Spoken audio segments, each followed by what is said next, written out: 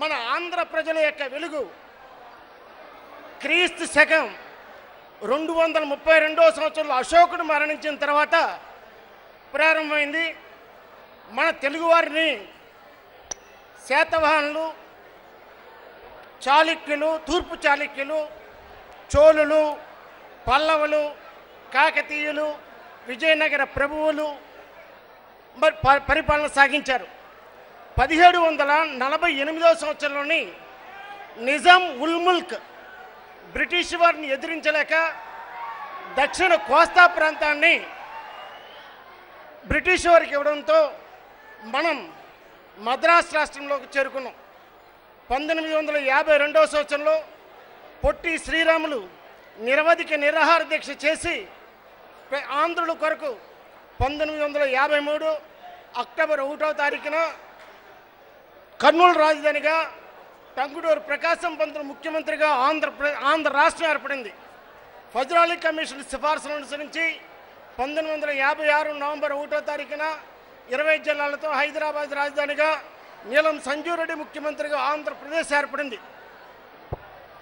2012 సంవత్సరంలోని కేసీఆర్ నిరవధిక నిరాహార దీక్ష చేయడంతో డిసెంబర్ 9వ తారీఖున చిదంబరం గారు ప్రత్యేకమైన తెలంగాణ రాష్ట్రం ఇవ్వడానికి అంగీకరించడంతో 2014 ఫిబ్రవరి 18వ తారీఖున లోక్సభలోని ప్రత్యేక తెలంగాణ బిల్లును ఆమోదించారు.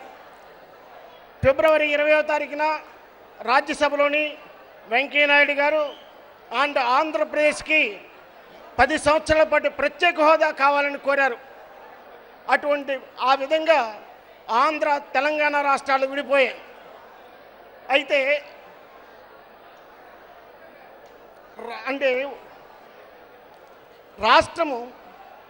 రాజ్యం ఎప్పుడు కూడా తప్పు చేయదు. రాజ్యం అత్యున్నతమైన నైతిక సంస్థ. అటువంటిది కేంద్ర ప్రభుత్వం ప్రత్యేకమైన హోదా ఇస్తామని చెప్పి ఇప్పుడు ప్రత్యేక ప్యాకేజీగా మాట్లాడుతుంది. అంచేత voice of the people, voice of God, జనవాక్యమే దైవవాక్యం. అందుచేత రాష్ట్రంలోని ప్రజలందరూ కూడా ప్రత్యేకమైన హోదా కావాలని కోరుకుంటున్నారు. కాబట్టి మన కేంద్ర ప్రభుత్వము మనకి ప్రత్యేకమైన హోదా ఇవ్వాలి. ఇంతేకాకుండా మొట్టమొదటిసారిగా జమ్మూ కాశ్మీర్, నాగాలాండ్, అస్సాం రాష్ట్రాలకి ప్రత్యేకమైన హోదా ఇచ్చారు. 1997వ సంవత్సరంలోని ఈశాన్య రాష్ట్రాలకి ప్రత్యేకమైన హోదా కల్పించారు. మరలా 10 సంవత్సరాల పాటు 2007 నుంచి మరొక 10 సంవత్సరాల పాటు ఈశాన్య రాష్ట్రాలకి ప్రత్యేకమైన హోదా కలిగించారు. అయితే ప్రత్యేకమైన హోదా వలన మనకి అనేక రకాలైన ప్రయోజనాలు ఉన్నాయి. ఉత్తరాఖండ్ కానీ, హిమాచల్ ప్రదేశ్ కానీ అనేక రకాలైన ప్రయోజనాలు పొందారు. ఆనాడు ఉత్తరాఖండ్లోని 27,000 మంది ఉద్యోగులు ఉంటే ఈ 10 సంవత్సరాల కాలంలోని 1,73,000 మంది ఉద్యోగ అవకాశాలు పొందారు. అదేవిధంగా హిమాచల్ ప్రదేశ్లోని 27,000 మంది ఉద్యోగులు ఉంటే 10 సంవత్సరాల కాలంలోని 1,62,000 మంది ఉద్యోగ అవకాశాలు పొందడం జరిగింది. ఇంతేకాకుండా అస్సాంలోని జీడిపి 47,000 కోట్లుంటే ఈ రాష్ట్రం ప్రత్యేక హోదా పొందిన తర్వాత 1,62,000 కోట్లకు పెరిగింది. హిమాచల్ ప్రదేశ్ అరుణాచల్ ప్రదేశ్ చూసినట్లయితే జీడిపి 3,128 కోట్లుంటే అది 10 సంవత్సరాల కాలంలోని 13,368 కోట్ల రూపాయలకు పెరిగింది. అంటే ప్రత్యేక హోదా వచ్చినట్లయితే పరిశ్రమలు వస్తాయి. పరిశ్రమలు వచ్చినట్లయితే ఉద్యోగ అవకాశాలు వస్తాయి. ఈ ఉద్యోగ అవకాశాలు వచ్చినట్లయితే ఆదాయాలు వస్తాయి. ఈ ఆదాయాలు వచ్చినట్లయితే కొనుగోలు శక్తి పెరుగుతుంది. కొనుగోలు శక్తి పెరిగినట్లయితే వస్తువులకు డిమాండ్ పెరుగుతుంది. వస్తువుల డిమాండ్ పెరిగితే ఉత్పత్తి పెరుగుతుంది. ఉత్పత్తి పెరిగితే మళ్ళీ ఆదాయాలు వస్తాయి. ఈ ఆదాయాల వలన ప్రజలు జీవన ప్రమాణం పెరుగుతుంది. ప్రజలు తమ అంటే ఆరోగ్య సదుపాయాలు పెంచుకోవడానికి, మంచి వైద్య సదుపాయాలు పొందడానికి, ప్రజలు అంటే మంచి విద్యా అవకాశాలు పెంపొందించడానికి అవకాశం ఉంటుంది. అంతేత ప్రత్యేక హోదా వలన అంటే ఆదాయం పన్ను మినహాయింపు ఉంటుంది, కార్పొరేషన్ పన్ను మినహాయింపు ఉంటుంది, కస్టమ్స్ సుంకాల మినహాయింపు ఉంటుంది. మన రాష్ట్రంలో తయారైన వస్తువులు ఏ ప్రాంతానికి తరలించినా సరే అంటే ఉచితంగా రవాణా ఛార్జీలు ఉంటాయి. అదేవిధంగా ముడి పదార్థాలు తెచ్చుకున్నట్లయితే అంటే ఉచితంగా రవాణా ఛార్జీలు కేంద్ర ప్రభుత్వమే భరిస్తుంది. అంచేత మన ఆర్టికల్ 280 ప్రకారము ఆర్థిక సంఘానికి కేవలము కేంద్ర రాష్ట్ర ప్రభుత్వాల మధ్య ఆర్థిక వనరులు ఏ విధంగా విభజించాలి, వెనుకబడిన రాష్ట్రాలకి ఏ విధంగా ఆర్థిక సహాయం చేయాలనే సూచనలు ఇస్తుంది తప్ప అంటే ప్రత్యేక హోదా ఇవ్వనవసరం లేదని చెప్పే అవకాశం ఎవరికి లేదంటే ఈ ఆర్థిక సంఘానికి లేదు. ఇది ప్రత్యేక హోదా వలన అంటే వ్యవసాయదారులు వ్యవసాయ పనిముట్లు అంటే కొనుగోలు చేసినట్లయితే 90% వడ్డీని అంటే కేంద్ర ప్రభుత్వమే భరిస్తుంది. ఇంతేకాకుండా అంటే గ్రామీణ ప్రాంతంలోని చిన్నతరహా పరిశ్రమలు కానీ మధ్యతరహా పరిశ్రమలు కానీ అంటే మధ్యతరహా పరిశ్రమలు కానీ నెలకొల్పినట్లయితే వారికి అంటే అనేక రకాల బెనిఫిట్స్ పొందుతాయి, గ్రామాలు అభివృద్ధి చెందుతాయి. అందుచేత మనం ప్రత్యేక హోదాను కోరుకోవాలి. అంటే ఏ పోరాటం కూడా వృధా కాదు. జగన్ గారు చేస్తున్న ఈ యొక్క పోరాటంలోని ఇప్పుడు కాకపోయినా సరే 2019 సంవత్సరంలోని ఆయన అధికారంలోకి వచ్చిన తర్వాతైనా సరే ప్రత్యేకమైన హోదా తీసుకొస్తారని చెప్పేసి ఆశిస్తూ సెలవు తీసుకున్నాం. Hello, good morning students. Good morning youth. యువజన బేరి యవ్వనస్తులు ఇక్కడ చేరారు. చాలా బాగుంది. మీ ఫోటోలు మీరు టీవీలో చూసుకొని ఆనందించే సమయం కాదు ఇది. మీరు వచ్చింది జగన్మోహన్ గారి యొక్క స్పీచ్ వినటానికి, ఈ ఆంధ్రప్రదేశ్ యొక్క పరిస్థితి తెలుసుకోవడానికి. కనుక మీరు కొంచెం సమన్వయం ఉంచుకొని నెమ్మదిగా ఉండి చెప్పేది వింటే మేము చాలా సంతోషిస్తాం, మీరు చాలా ఆనందించే సమయం ఆసన్నమవుతుంది. కనుక please I request all the students, my dear students, keep quiet, don't whistle unnecessarily.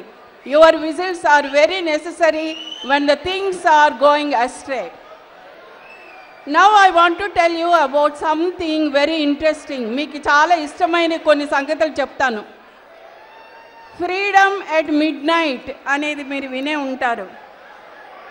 మనకి ఫ్రీడమ్ ఎట్ మిడ్ నైట్ అనే ఒక పుస్తకం వచ్చింది. అంటే ఇండిపెండెన్స్ మన దేశానికి వచ్చినప్పుడు మహా సంతోషించాం, ఆనంద డోలికల్లో ఊగిపోయాం. ఎందుకంటే అర్ధరాత్రికి ప్రకటించబడింది భారతదేశానికి స్వాతంత్రం వచ్చిందని. అలాగే ఈసారి ఒక విచిత్రం జరిగింది, అది కూడా అర్ధరాత్రే జరిగింది. మన యొక్క ప్రమేయం లేకుండా, మన ఇష్టం లేకుండా, మన యొక్క ఆశలన్నీ భంగం చేస్తూ అర్ధరాత్రి తీసుకున్నారు ఒక నిర్ణయం. అదేమిటంటే ఆంధ్రప్రదేశ్ను 2 ముక్కలుగా చీల్చాలని. దీని కొరకు ఎంతో కన్నీరు కార్చిన వాళ్ళు ఉన్నారు, పోరాడిన వాళ్ళు ఉన్నారు, ప్రసంగించిన వాళ్ళు ఉన్నారు.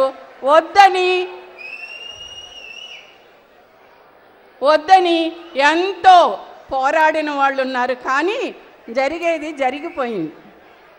జరిగిపోయాక చేతులు కాలాక ఆకులు పట్టుకున్నట్టుగా ఏమీ చేయలేని పరిస్థితుల్లో మనం దానంక చూస్తూ ఓకే ఇప్పుడేం చేస్తారు, ఆంధ్రదేశాన్ని 2 భాగాలుగా ముక్కలుగా చేశారు కదా, ఇప్పుడు ఏం చేస్తారు అని అడుగుతుంటే చాలా విచిత్రంగా అప్పటి ప్రైమ్ మినిస్టరు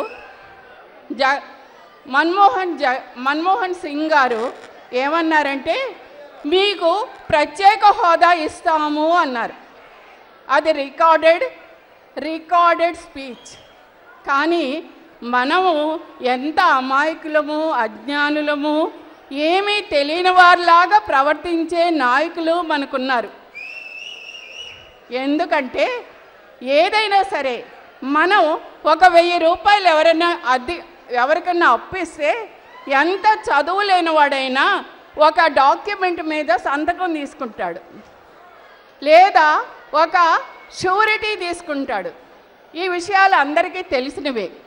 కానీ నోటి మాట మట్టుకే తీసుకొని మనకు ఒక చట్టబద్ధమైనటువంటి ఆయన దగ్గర నుంచి ఒక వాగ్దానం తీసుకోలేకపోయాం. ఏమైందంటే ఆ కాంగ్రెసు అప్పటి పరిపాలకులు వెళ్ళిపోయారు, కొత్త పరిపాలకులు వచ్చారు, పరిపాలిస్తున్నారు. ఎటు వచ్చి పోగొట్టుకున్నది మనకేమీ దక్కలేదు. కావాలనుకున్న వద్దనుకున్న విభజన జరిగింది, కావాలనుకుంటున్న స్టేటస్ మనకు దొరకటం లేదు. ఈ సమయంలో ఎంత విచిత్రం అంటే మనం వాళ్ళకి పిలక అందించాం. కూర్చో అంటే కూర్చో, నించో అంటే నించో అనే పరిస్థితికి వచ్చాం. ఎందుకంటే వాళ్ళ చిలక పలుకులు నీటి మీద రాసిన వ్రాతల్లాగా అయిపోయాయి. ఆ వ్రాతల్లో వచ్చేటటువంటి రిపుల్స్, కెరటాలు చూస్తూ ఏం జరుగుతుందా అని కూర్చొని ఆనందిస్తున్నాం. ఒక రకంగా చెప్పాలంటే ప్రత్యేక హోదా వస్తే ఏమేమి జరుగుతాయి, ఏమేమి గొప్పలు జరుగుతాయి, ఏమేమి ఆనందాలు మనకి ఇవ్వబోతున్నారన్న సంగతి అందరికీ తెలుసు. అలాగే ఈ ప్రత్యేక హోదా ఎందుకు ఇవ్వనంటున్నారు అన్న సంగతి కూడా మనందరికీ తెలుసు, ఇప్పుడు వరకు విన్నాం.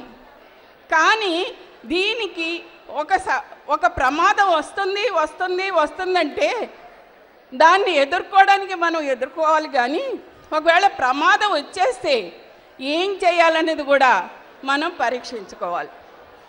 జగన్మోహన్ గారు తన శాయశక్తుల యువతను తన వెనక పెట్టుకొని మంచి నాయకుల్ని పెట్టుకొని ఆంధ్రదేశమంతా తిరుగుతూ చేయవలసిన పనంతా చేస్తున్నారు, కష్టపడుతున్నారు. పరిపాలనలో ఉన్న లోటుపాట్లు చెప్తున్నారు.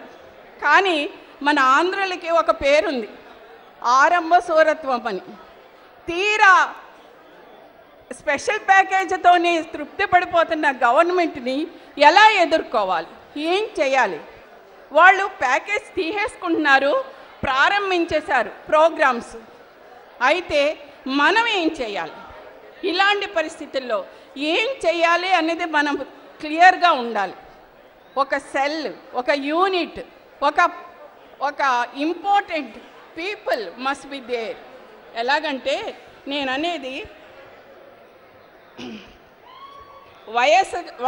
వైఎస్ గారు గారిని జ్ఞాపకం చేసుకుందాం. ఆయనకి అటువంటి చాము, కరిస్మా, పవర్ ఎక్కడి నుంచి వచ్చింది? ఆయన ప్రజల మనిషి, ప్రజల్లో దూరాడు, ప్రజల మధ్య తిరిగాడు, ప్రజల నాడి తెలుసుకున్నాడు. ఆయన ఎక్కడున్నా మనుషులు భయపడ్డారండి, వణికారండి. అదే సమయంలో ఆయన గౌరవించారు, ఆయన ప్రేమించారు.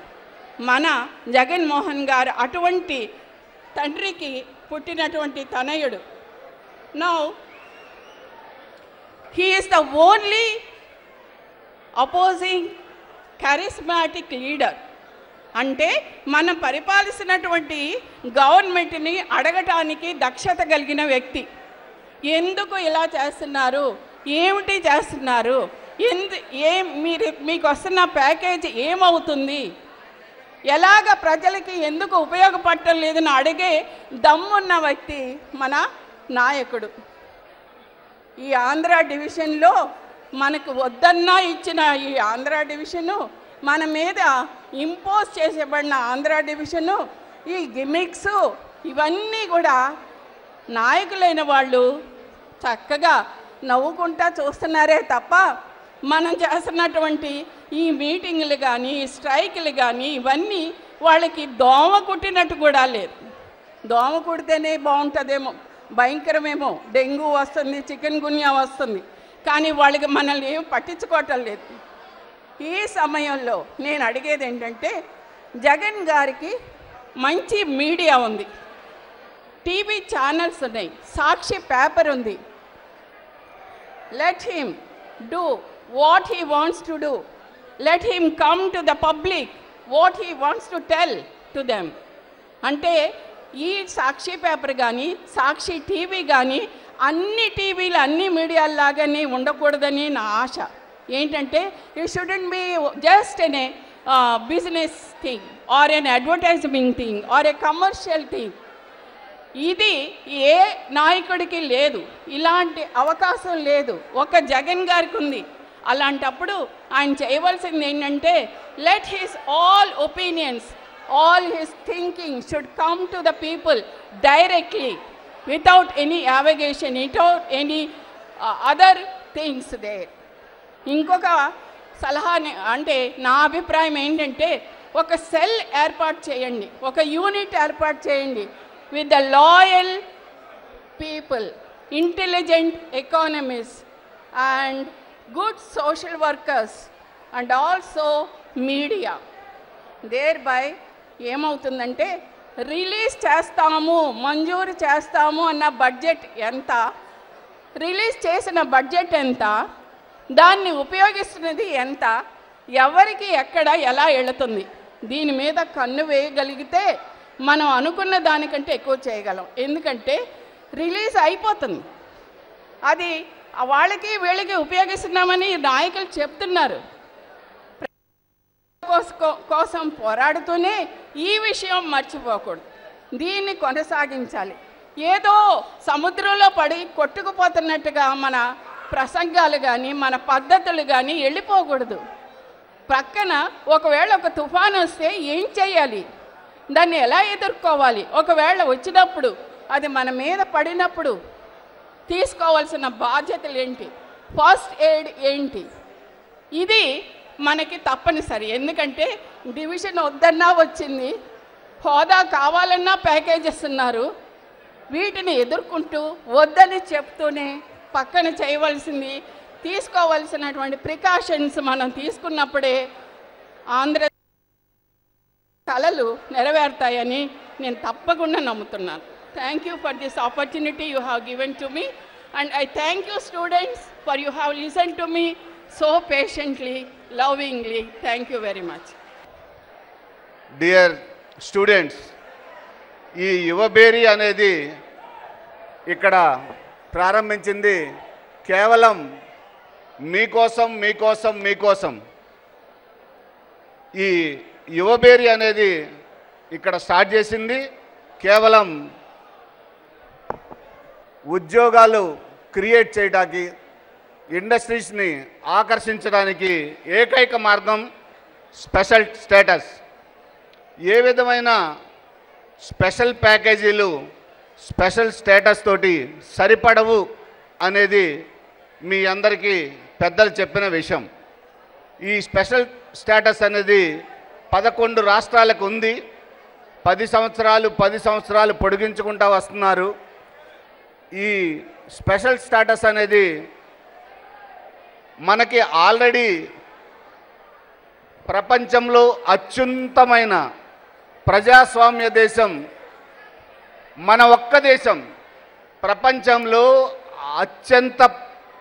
అత్యున్నతమైన ప్రజాస్వామ్య దేశం ఏకైక దేశం భారతదేశం. ఈ విషయాన్ని మీరు గమనించాలి. ఈ ప్రపంచంలో మన భారతదేశం తప్ప వేరే ప్రజాస్వామ్యం ఇంత పొరడవెల్లుతున్న దేశం వేరే లేదు. కానీ అర్ధరాత్రి కాడ అన్యాయంగా పార్లమెంటులో తలుపు వేసి మనకి అన్యాయం చేశారు అనే విషయం మీరు గమనించాలి. స్టూడెంట్స్, మీరందరూ చిన్నపిల్లలు. అమ్మ, దయచేసి మీరు ఒక్క విషయం వినండి, ఈ ఒక్క విషయం వినండి.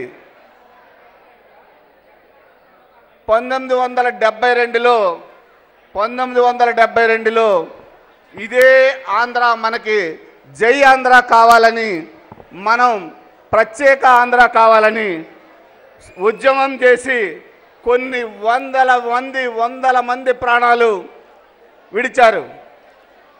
ఆ టైంలో కనీసం బస్సు కానీ రైలు కానీ తిరగకుండా చేశారు. నేనే అప్పటికి చిన్నపిల్లవాడిని, 9 సంవత్సరాలు. 1972లో మనకి ఆంధ్ర వచ్చుంటే అసలు ఈ రోజు ఎలా ఉంది అనేది మీరందరూ ఊహించలేరు. కానీ ఆ రోజు మన వాళ్ళు ప్రాణాలు బలికొన్న ఆ జయాంధ్ర మనకి రాలేదు. అదే జయాంధ్ర వద్దు, మన డబ్బంతా తీసుకెళ్ళి అక్కడ ఇన్వెస్ట్ చేశారు, మన ఇండస్ట్రీస్ అన్ని తీసుకెళ్ళి అక్కడ పెట్టారు. మనకి సమైక్య ఆంధ్ర కావాలని ఎంతోమంది తల్లులు, ఎంతోమంది కుర్రవాళ్ళు, ఎంతోమంది పారిశ్రామికవేత్తలు ఎంతో టైం వెచ్చించారు. కానీ ఆ రోజు కోరిన ఆంధ్ర రాలేదు, ఈరోజు కోరుకున్న సమైక్య ఆంధ్ర నిలబడలేదు. అంటే మనలో ఆల్రెడీ ఇక్కడ ఉన్నదంతా ఇంటలెక్చువల్స్ చెప్పారు ఇందాక, ఆంధ్రులు ఆరంభ సూరత్తులు అని. ఆంధ్రులు ఆరంభ సూరత్తులు అని కాదు, మనం ఆంధ్రులు ఆరంభ సూరత్తులు కాదు, మనం పట్టుదలతో స్పెషల్ స్టేటస్ సంపాదిస్తాము అని మీరందరూ ప్రతిజ్ఞ చేయాల్సిన అవసరం, మీరందరూ ఈ విషయాన్ని ఢిల్లీకి తెలియజేయాల్సిన విషయం ఎంతో ఉంది. అమ్మ, మీ అందరూ చదువుకుంటున్నారు, మీ అందరూ చదువుకునే వాళ్ళకి ఒకటే గుర్తుపెట్టుకోండి, మన ఆంధ్ర చక్కగా రాజశేఖర రెడ్డి గారి నాయకత్వంలో అద్భుతమైన ప్రగతి సాధిస్తుంటే మన పక్క రాష్ట్రానికి చెందిన వీరప్ప మొయిలీ గారు, మన పక్క రాష్ట్రానికి చెందిన చిదంబరం గారు, అటు తమిళనాడు ఇటు కర్ణాటక, ఎందుకంటే అటు చెన్నైకి ఇటు బెంగళూరుకి 2 చోట్ల సాఫ్ట్వేరు స్టాగ్నెట్ అయ్యి ఆగిపోయింది. అది మొత్తం హైదరాబాద్ డెవలప్మెంట్ అవుతుంది. అదే టైంలో రాజశేఖర రెడ్డి గారు ఆలోచించి మెగా టవర్స్ అని హైదరాబాద్లో విజయవాడలో కట్టారు. అదే టైంలో దాన్ని స్ప్లిట్ చేయడానికి వైజాగ్లో కట్టారు. అలాగే మొత్తం సెంట్రలైజ్ అయిపోయిన దాన్ని స్ప్లిట్ చేయాలని ప్రతి చోట ఒక ఎయిర్పోర్ట్ పెట్టి, అక్కడ ఇండస్ట్రియల్ బెల్ట్ పెట్టి, టెక్స్టైల్ పార్కులు పెట్టి అది చేద్దాము అని స్ప్లిట్ చేసే టైంలో మరి మన ఆంధ్రాకి ఏం జరిగిందో తెలీదు. ఆయన చనిపోవటం, తర్వాత ఇలా మనల్ని అన్యాయంగా పార్లమెంటులో తలుపులేసి లైటులు తీసి ప్రకటించడం జరిగింది. కాబట్టి మనం ముఖ్యంగా తెలుసుకోవాల్సింది ఏంటంటే, ఇప్పుడు సెంట్రల్ గవర్నమెంట్ చెప్పేది ఒకటి ఏమని, మేము మీకు స్పెషల్ స్టేటస్ ఇవ్వడానికి పక్క రాష్ట్రాలు తమిళనాడు వారు ఒప్పుకోవట్లేదు, పక్క వాళ్ళు ఒప్పుకోవట్లేదు అంటున్నారు. అంటే నిజంగా మీరు ఒక్కటి ఆలోచించండి అమ్మా, ఒక్కటి ఆలోచించండి, మీరందరూ చదువుకున్నారు. అసలు ఒకటి ఢిల్లీలో అందరూ చెప్పుకునేది ఏంటంటే, ఆంధ్ర నుంచి తెలంగాణ విడిపోయింది, ఆంధ్ర నుంచి తెలంగాణ విడిపోయింది, ఇదే మాట. కానీ ఆంధ్రాకి క్యాపిటల్ లేదు, ఆంధ్రాకి ఇండస్ట్రీస్ లేవు, ఆంధ్రాకి ఐటీ హబ్ లేదు అనే విషయం వాళ్ళకి తెలియదు. సెంట్రల్ గవర్నమెంట్కి నిజంగా ఈ విషయం అంటే ప్రజల్లో తెలియదు, సెంట్రల్ గవర్నమెంట్ వారికి తెలుసు. కానీ అక్కడ పక్కాగా అన్యాయంగా జరిగింది ఏంటంటే, ఎక్కడ దాకా ఎందుకు, మనం వెస్ట్ గోదావరి వాళ్ళం, మన వెస్ట్ గోదావరిలో పోలవరానికి కేంద్ర ప్రాజెక్ట్ కింద ప్రకటించారు. కేంద్ర ప్రాజెక్ట్ అంటే మొత్తం బడ్జెట్ వాళ్ళే పెట్టుకుంటామని చెప్పారు. కానీ జరిగిందేంటి, మొత్తం బడ్జెట్లో పోలవరానికి 20,000 కోట్లు ఖర్చు అయితే 100 కోట్లు మాత్రమే అలాట్ చేశారు. Only 100 crores. 100 కోట్లతో ఏం ప్రాజెక్ట్ అవుతుంది మీరు ఆలోచించండి, ఏం న్యాయం జరుగుతుందో మీరు ఆలోచించండి. కానీ